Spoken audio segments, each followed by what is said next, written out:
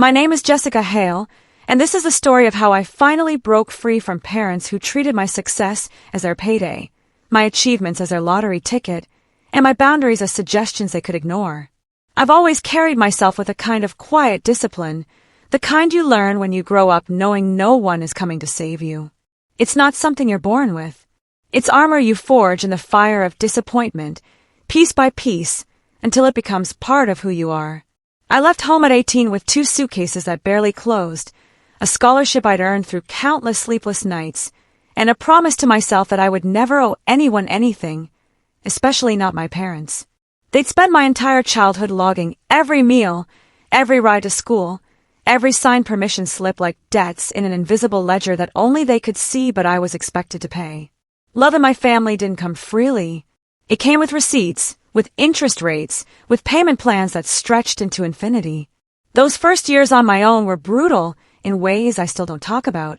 I worked late shifts at a campus bookstore where the fluorescent lights gave me headaches that lasted for days. I studied on buses with textbooks balanced on my knees, highlighting passages while the world blurred past the windows. I survived on ramen noodles, determination, and a stubborn refusal to call home and ask for help. I built my career brick by brick, each promotion earned through exhausting hours and unwavering focus. 60-hour weeks became normal. Sleeping at my desk became routine. Missing holidays and birthdays became the price of success. And slowly, painfully, I climbed from entry-level analyst to junior associate to senior financial analyst at a private firm in Pittsburgh. 6 years of grinding work had finally paid off with a promotion and a 40% salary increase. The kind of money that meant I could finally breathe, finally save, finally stop counting pennies at the grocery store. I was sitting at my desk that Tuesday evening, staring at the promotion email in disbelief, reading the salary figure over and over to make sure I hadn't misunderstood. My hands were shaking. My eyes were wet. This was everything I'd worked for, everything I'd sacrificed for. I wanted to celebrate. I wanted to call someone. I wanted to feel proud without guilt for just one moment. Instead, within 2 hours, my parents were pounding on my apartment door like debt collectors who'd finally tracked down their target. I should have known something was wrong the moment I opened that door. The air felt different, charged with something predatory. My mother, Marlene, pushed past me first without waiting for an invitation. She always led the charge in our family dynamics. A heavy cloud of her perfume, the cheap kind from the drugstore that she wore too much of, hit me before her smile did. That thin, practiced smile she used on church ladies when she wanted sympathy or favors, the one that never reached her eyes. My father shuffled in behind her, hands shoved deep in his jacket pockets like he was hiding something, or maybe hiding from something. His eyes wouldn't meet mine. They never did when he felt guilty about something, and apparently even he had enough self-awareness to know this ambush was wrong. They dropped a plastic container with a grocery store cake on my kitchen counter, the kind with the chemical sweet frosting that costs maybe $12. They presented it like it was a gift, like they'd gone to some great effort, like this cheap gesture somehow entitled them to what came next. But their eyes were already scanning my apartment, taking inventory, noticing the new couch I'd saved 3 months to buy, the framed art on the walls, the kitchen appliances that actually worked, calculating, adding up the value of my life like appraisers at an estate sale. I could practically see the dollar signs reflecting in their pupils. So, my mother said, sliding uninvited into one of my kitchen chairs without even asking if I wanted them to stay. Your salary went up quite a bit. Not, how are you feeling? Not, we're so proud of you. Not even a perfunctory, congratulations on your hard work. Just straight to the number, straight to the money, like I was a lottery ticket they'd invested in years ago and were finally ready to cash out. I tried to keep my voice steady, professional, the way I'd learned to be in boardrooms and client meetings. Yes, I've worked for it a long time. It seemed like a safe response, a boundary without being confrontational, an acknowledgement without an invitation. My father let out this low whistle, the kind men make when they see an expensive car they can't afford but desperately want. You're doing well, Jess. Better than us, that's for sure. He paused, letting that statement hang in the air like bait on a hook, waiting to see if I'd bite. And after everything we've done for you. There it was. The line I'd heard since childhood, the refrain of my entire upbringing, the theme song of my family dynamic. Every meal I'd eaten at their table, every ride to school in their car, every form they'd signed for school activities, they'd logged it all like debts in a ledger only they could see, but I was forever expected to pay. Money I supposedly owed for the crime of being born, for having the audacity to be their child, for existing and requiring the basic necessities that parents are supposed to provide willingly. My mother leaned forward, elbows on my table, invading my space the way she'd always invaded my boundaries. Personal space was a concept she'd never respected, and emotional boundaries were walls she delighted in demolishing. "We think it's fair," she said, her voice dripping with false softness, that manipulative tone she used when she wanted something big. "We think it's only right that you contribute to the household. 50% of your monthly income, just until we get back on our feet. 50%. Half of everything I'd earned. Half of every hour I'd worked. Every sacrifice I'd made. Every night I'd stayed late while my coworkers went home to their families. They said it like it was reasonable, like it was a favor they were doing me by only asking for half instead of everything. Like it was a duty, a bill I'd forgotten to pay, an obligation so obvious it didn't even need justification or negotiation. My chest tightened, my shoulders instinctively pulled back, old armor from old battles, muscle memory from years of defending myself in this exact dynamic. And in that moment, sitting in my own kitchen that I paid for with money I earned through work they never acknowledged, I finally understood something with absolute crystal clarity. This wasn't a request. This wasn't a negotiation. This wasn't even family helping family. This was a collection call. They'd come to collect on a debt I never agreed to, for services I never asked for, at interest rates I never knew were compounding in their minds all these years. For what felt like an eternity, but was probably only 30 seconds, I just sat there staring at them across my kitchen table. The same table I'd worked overtime to afford, saved for, researched online, assembled myself because I couldn't afford delivery. The same table they'd never once offered to help me buy, move, or put together. My mother tapped her manicured nails on the wood surface, an impatient rhythm like she was waiting for a waiter to take her order at a restaurant where she was a valued customer. My father leaned back in his chair, legs spread in that masculine posture of confidence, as if the decision had already been made for me and this conversation was just a formality before the money started flowing. "That's not how this works," I finally said. My voice came out quieter than I intended, but it was steady, firm. A complete sentence that didn't invite debate. My mother's smile tightened into something sharp and dangerous, like a blade hidden in silk. "Sweetheart, don't be dramatic. Families support each other. That's what families do. That's what being part of a family means. Support goes both ways," I replied, meeting her eyes directly for the first time. "This isn't support. This is extraction. This is taking." My father scoffed, a sound full of dismissal and contempt, the kind of sound that said my opinion didn't matter, had never mattered, would never matter in his calculation of how the world should work. "We raised you," he said, his voice rising slightly. "We fed you. We clothed you. We gave you a roof over your head for 18 years. You wouldn't be where you are today without us. You wouldn't have this apartment, this job, this life. You owe us this. You owe us everything." And there it was, the old script, word for word, comma for comma. I'd heard the speech so many times I could recite it in my sleep, could anticipate every pause, every emphasis, every guilt-laden phrase designed to make me feel small and selfish. Every time they wanted something throughout my teenage years and early 20s, textbooks for school they said they couldn't afford, rent money when they'd blown through their budget on things they didn't need, holiday gifts they couldn't pay for but insisted on buying to keep up appearances with their friends. This was the justification. The cosmic debt of being born. The unpayable bill of childhood. The interest that never stopped compounding. Except back then, when I was younger and more afraid and desperate for their approval, desperate to believe they loved me for something other than my earning potential, I didn't have a spine to push back. I'd find ways to give them money, scraping together what I could from part-time jobs, going without meals, so they could have what they wanted, sacrificing my own needs to meet their endless wants. But tonight, something inside me cracked. Not broke, but cracked open, like a shell I'd been carrying that finally became too heavy to hold, too confining to survive in. "You left home at 18, my mother said, her voice sharpening into accusation, into the weapon she'd always used most effectively. We didn't ask questions. We didn't try to stop you. We gave you your freedom. You just walked out like we meant nothing, like everything we'd done for you counted for nothing, and now you act like we owe you explanations for asking for basic support. I felt my jaw tighten so hard my teeth ached. I left because every time I tried to breathe, you turned it into a debt. Every decision I made for myself, you attached strings to. Every boundary I tried to set, you demolished. I couldn't exist in that house without owing you something for the privilege of existing. A flicker crossed her face, annoyance mixed with genuine anger, the mask slipping slightly to reveal what had always been underneath.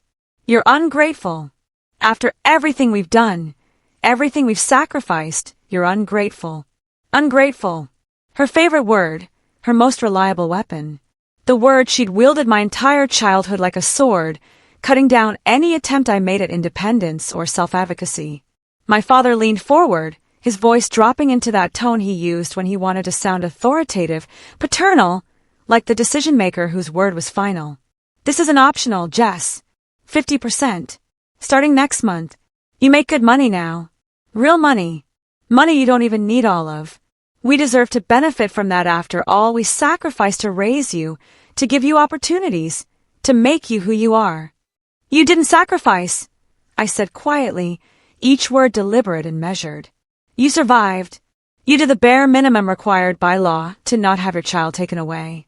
And there's a difference between sacrificing for your child and simply meeting the minimum requirements of not letting them starve. My father's voice hardened, anger bleeding through the attempted authority. We are your parents. You owe us. It's that simple. This is how family works. And that's when something in me snapped clean. Not in rage, not in hysteria, but in absolute clarity. Pure, crystalline, liberating clarity. I stood up. Not abruptly, not dramatically, just slow, steady, intentional. The chair legs scraped lightly against the floor. A soft sound, but somehow final, like the closing of a book or the turning of a page that can't be turned back. Their eyes followed me as I walked to the counter, tracking my movement with confusion and the first hints of unease. They could sense something had shifted, but they couldn't quite identify what. My shoulders were stiff, my breathing shallow, but my voice came out calm in a way that surprised even me. You came here tonight for one reason, I said, not looking at them yet, giving myself time to gather strength. Not to celebrate me, not to be proud of my achievement, not to ask how I'm feeling about this huge professional milestone. You came here to take. You came here with your hands out and your expectations ready. I opened the drawer where I kept important documents, the one with the lock I'd installed myself because I'd learned early that privacy was something you had to create, not something that was given. I took out the envelope I'd prepared weeks ago, before I even knew consciously that I might need it, before they'd shown up at my door. Some part of me, some deeper instinct, had been preparing for this confrontation for years. I turned back to them, holding the envelope between two fingers like it was evidence in a trial, which in a way it was. This, I said, meeting their eyes steadily, is everything you're really looking for. They didn't know it yet, sitting there in my kitchen with their cheap cake and their expensive demands, their false smiles and their real greed. But that moment, that precise moment when I placed that envelope on the table, they thought they'd broken me down, cornered me into surrender. They thought this envelope contained a check or a promise or a signed agreement to their terms. They thought they'd won.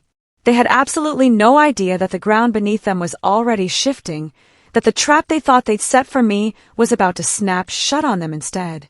I placed the envelope gently on the table between us, in the space that separated their expectations from my reality.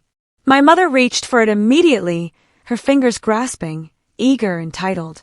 But I put my hand over hers before she could grab it, lightly but firmly. A boundary made physical. Her eyes widened in genuine surprise. No one said no to Marlene. No one stopped her from taking what she wanted.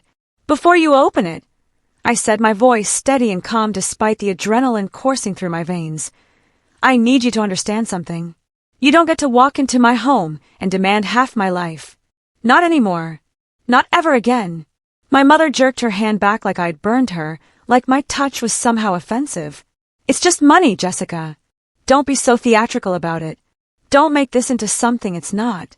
My father muttered, shaking his head with disgust. She's always been dramatic. Always thought she knew better than everyone else. Always had to make everything difficult. I ignored him completely, stepping back and wiping my palms on my slacks, a nervous gesture I couldn't quite control. My heart was pounding so hard I could feel it in my throat, in my fingertips, in my temples. But my voice stayed even, controlled in a way that unnerved even me. I'd practiced versions of this conversation in my head for years, rehearsed confrontations while lying awake at 3 a.m., played out scenarios in the shower and during long commutes. But I'd never imagined I'd actually be calm enough to execute it. My mother tugged the envelope toward her, her patience wearing thin, her mask slipping further. If this is your attempt at acting tough, Jessica, at playing power games, it's not working. We're still your parents. We still deserve respect and support. That doesn't change. It's not an attempt, I said quietly. It's clarity. It's the truth you've been avoiding for decades. Their brows creased, confused but still smug, still wearing that confidence that only people with nothing to lose and everything to gain tend to carry. They genuinely believed they held all the cards, that this was just a minor obstacle before getting what they came for. Jessica, my father insisted, his voice taking on that parental authority tone that had worked on me for so many years. This attitude of yours, this coldness, this distance, it's what separates you from the rest of the family. You think you're above us now? Think your fancy job and your nice apartment make you better than the people who raised you? I replied carefully, choosing each word like picking my way across a minefield, that boundaries aren't disrespect. And I think self-preservation isn't betrayal. And I think refusing to be exploited isn't the same as thinking I'm better than anyone. My father scoffed, a dismissive sound. My mother shook her head like I was a child throwing an irrational tantrum over nothing. You've been brainwashed by those career people, she said with contempt. All those feminists in your office filling your head with nonsense. You've forgotten who raised you, where you came from, what you owe. I didn't argue. I'd learned years ago that arguing with them was like running on a treadmill, constant exhausting motion with zero forward progress, burning energy without getting anywhere. Instead, I picked up my phone from the counter and stepped aside, turning slightly away from them, creating physical and emotional distance. I dialed Dana, my attorney, and one of the few people who knew the full story of my family dynamics, who understood what I was dealing with. She answered on the second ring, her voice alert and professional. Everything okay? I watched my parents hover over that envelope like vultures circling prey, like gamblers about to reveal a winning hand. It's time, I said simply. Her tone sharpened with focus and readiness. Okay, stick to the plan. Let them reveal themselves. Don't engage more than necessary. Let their own words condemn them. I hung up and leaned against the counter, arms folded across my chest in a posture of protection and determination. The dynamic in the room shifted, subtle but decisive. The air felt different, charged with something they couldn't identify but could definitely sense. The balance of power was tilting, sliding away from them in ways they didn't understand yet. My mother could sense it too. Her predator instincts were sharp, her eyes narrowed with suspicion and the first real hints of worry. What plan? She demanded, her voice rising slightly, control slipping. Jessica, what plan?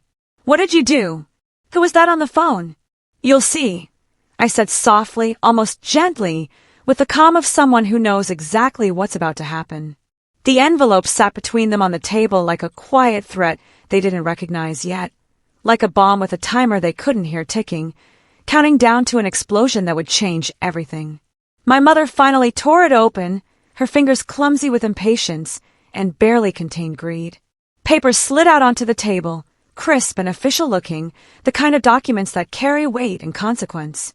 Not money, not an apology, not surrender, not the validation they'd come here expecting. Just truth. Cold, documented, notarized, legally binding truth. A truth, I realized as I watched their faces begin to change, that they had actually signed themselves into years ago, back when they thought playing responsible parents might benefit them somehow. As they scanned the first page, their expressions changed like time-lapse photography of flowers wilting. The smirks faltered, uncertainty creeping in at the edges. Their fingers froze mid-gesture, mid-reach. The confidence that had walked through my door with them bled out in silence, replaced first by confusion, then by dawning comprehension, then by something very close to fear. And in that perfect crystalline, suspended moment, watching their faces drain of